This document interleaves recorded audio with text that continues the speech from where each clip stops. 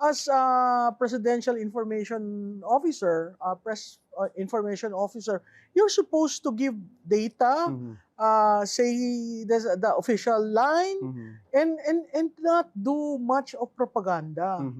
So I was really surprised because she was answering as if the question was directed at her as a person. So she took it personally. Yes, And it was nothing personal. Yes, and spokes shouldn't be balat sibuyas.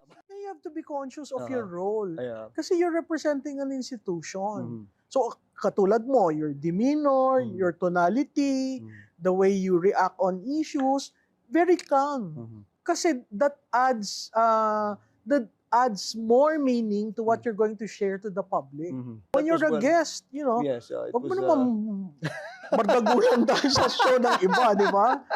So magandang buhay sa'yo, Yussi Claire. So, easy lang tayo. Cool easy lang tayo. lang. Oh, easy lang. Kaya nga ang tawag ko sa kanya, BFF. Oh, BFF. So, apparently, even my friends in the media were saying, "Oy, kamusta na yung BFF mo?" "Oy, okay naman siya." Di ba?